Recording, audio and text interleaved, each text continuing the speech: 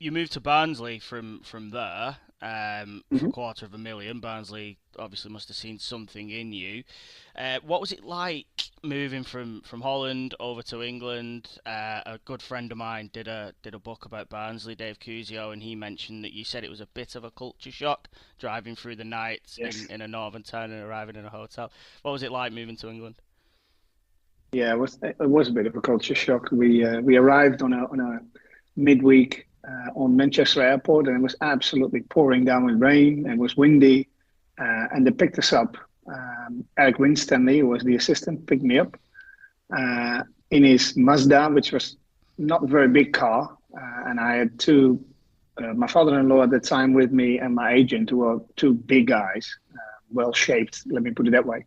So we were squashed into this car, and we drove through the Midland, through the moorlands from Yeah. Manchester to Barnsley, and we were zigzagging along the hills, and um, it felt such a isolated, lonely place where we were going to go I wasn't sure what was going to happen there. It turned out to be a great move for me. It turned out to be a great club to start my career. Obviously, we made it into the Premiership in the second season, and the whole town sort of erupted. But it was also a bit of a shock in the sense of people were talking a language that didn't sound like English. They were well, they've got a very particular accent down there, and it was for me in the beginning was very hard to understand what people were saying. And obviously, the town itself had some bad times, and there was a lot of poverty. So it was something to get used to in the beginning. Yeah, that must have been really difficult for you because you were probably just picking up the language, and then you moved to Wigan where we have our own accent and our own language. So that must have been another culture shock for you.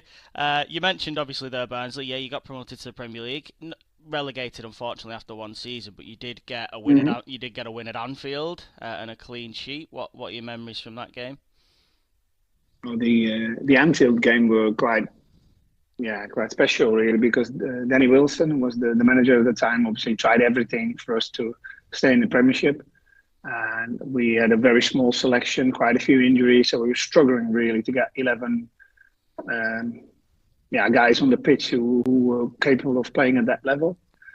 So we went to Liverpool away, and we really needed to win that game to have a chance to stay up. And instead of approaching the game very seriously, Danny Wilson thought, right, we have to do something different. So he ordered the coach to pull up in front of the hotel at 8 o'clock in the evening. We all got loaded into the coach. We drove to the nearest pub, went to the pub. He all treated us on two drinks, two alcoholic beverages if we wanted. We had a game of darts, played cards. Had a really good night. Nobody was bothered that was thinking about the game too much. And then the next day we went in there with an open mind and managed to win 1-0 away at Anfield. It was at that time for us was a massive victory. Yeah, tactical genius there. Did that Yeah. did that happen at every game after that? Because No, unfortunately, no, no. no. I think the one-off effect he must have thought. No, unfortunately, not, and probably for the better. As a manager now, I would say that one-off thing might have worked, but I don't think that would work every week. No, maybe not. Maybe not.